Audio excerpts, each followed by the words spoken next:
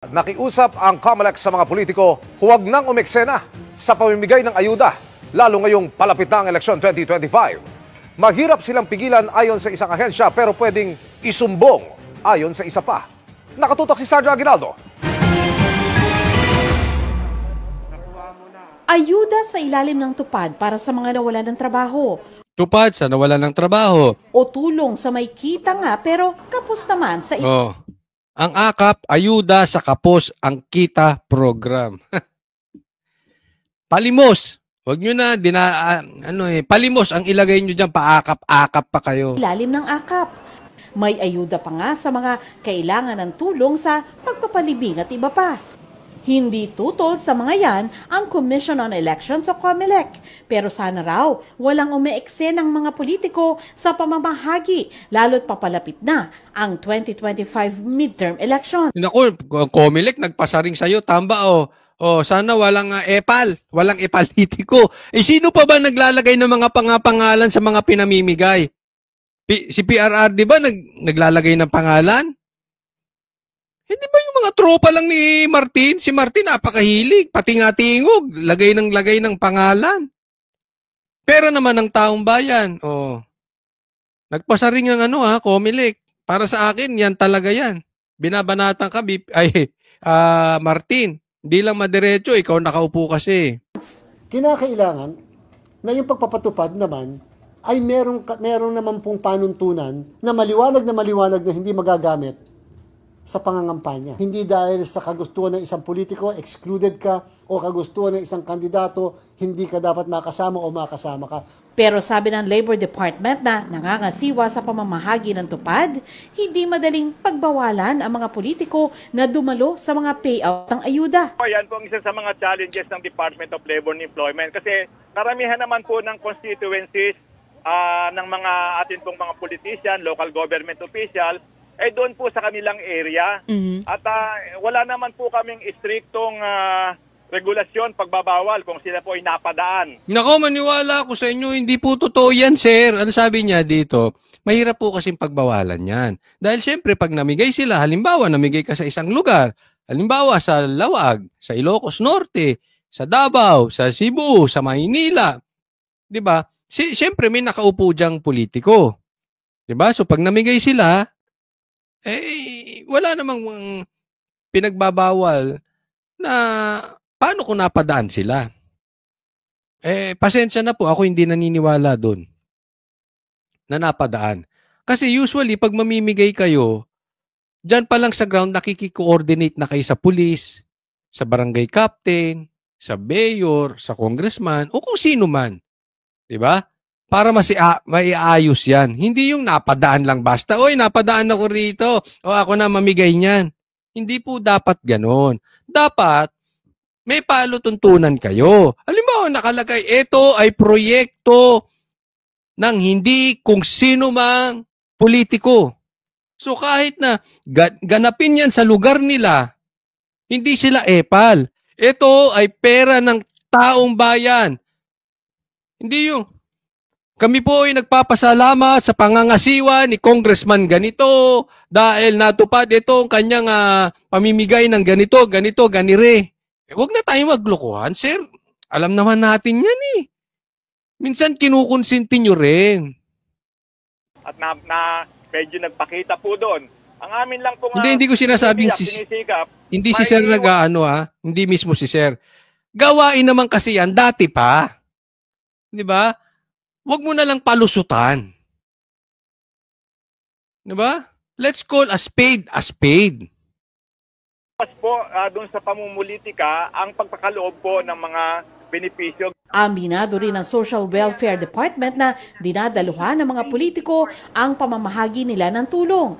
Minsan kongresista, minsan lokal na opisyal. Kapag meron pong mga presence ng mga partners natin, ng mga legislators, that is in exercise of their oversight functions. In some activities, may mga local partners tayo who are present primarily because they extend assistance to the DSWD. Pinapahiram po nila sa amin yung kanilang pong mga covered court, yung kanila din pong mga security. Yan. Buti pa si ma'am, inamin. Aminin nyo na yung totoo. Di ba?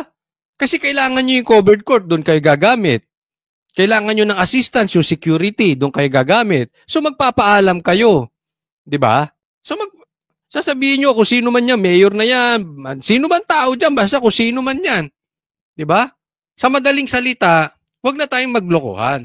Huwag nyo sasabihin nyo napadaan. Aminin nyo na, gawa na lang natin ng paraan. Halimbawa, para sa akin, sabihin ninyo, ito ay proyekto ng gobyerno at ng hindi kung sino mang politiko. Ganun. Maglagay kayo ng tarpaulin. Ipagbawal nyo, sir, bawal yung pangalan nyo. Huwag nyo ilalagay yung pangalan nyo dyan sa pamimigay. Huwag nyo ilalagay yung party list yung tingog. Yung mga ganun ba? Huwag ikaw ang namimigay. Kung gusto mong dumaan, dumaan ka lang. Huwag niyong pasasalamatan na. Maraming salamat at pinahiram po ninyo ang inyong cover court. Hindi po sa kanya yung cover court. Pera ng taong bayan yung cover court. Maraming salamat at nag-provide kayo ng security. Hindi po ba? Ang nagbabayad ng tax dyan sa security na yan ay hindi yung politiko kung hindi ang taong bayan. Kaya po nagagamit parang vote buying eh. Naiintindihan nyo? Tama yung sinabi mo, ma'am. Maganda yun, inamin mo. Pero may paraan eh. At simple lang naman ang paraan dyan. Pag gusto, maraming paraan. Pag ayaw, daming dahilan. Diba? So wag nating lokohin ang taong bayan. Hindi pera ng kusinong politiko yan. Kayo namang mga politiko, hindi si ma'am ha. Kayong mga politiko, hindi naman politiko si ma'am. Kayong mga politiko, huwag naman makakapalang mukha ninyo. Mahiya naman kayo. Sana naman kayo na sumunod. Yung magkusang loob na kayo, hindi ko ilalagay ang pangalan kung party list tingog dyan. Halimbawa lang yun, huwag ka masasaktan Martin kasi kayo malagay.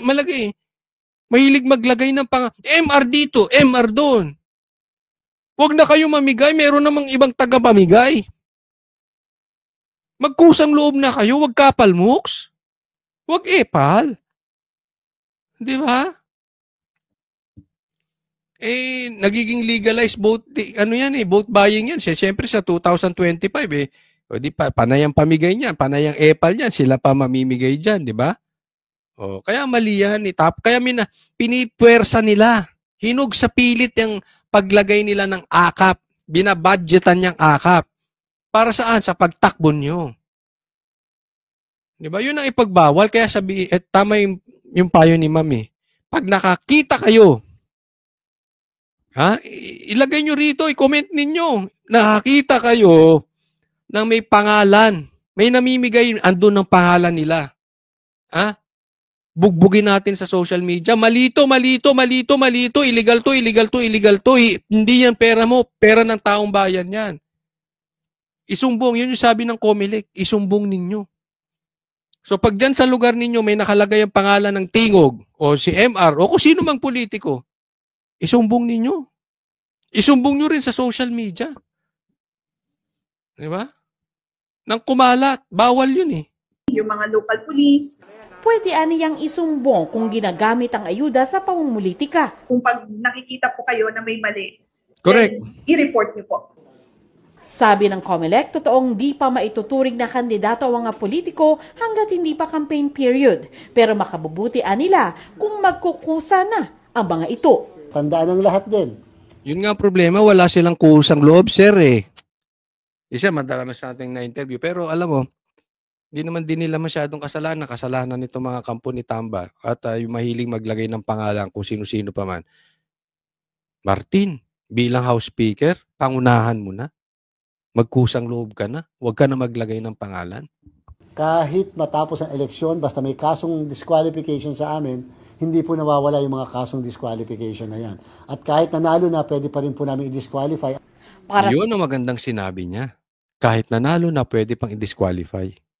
Tatandaan natin, bilog ang mundo, balang araw, uupo rin si BP Sara. Kaya yung nag-aabuso sa pera ng taong bayan at sa kanilang posisyon, balang araw, uupo ang Duterte.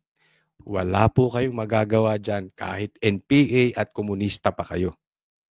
Tatandaan nyo yan. pwede pa kayong ma-disqualify kahit nanalo kayo sa maling paraan. Antayin natin si VP Sara.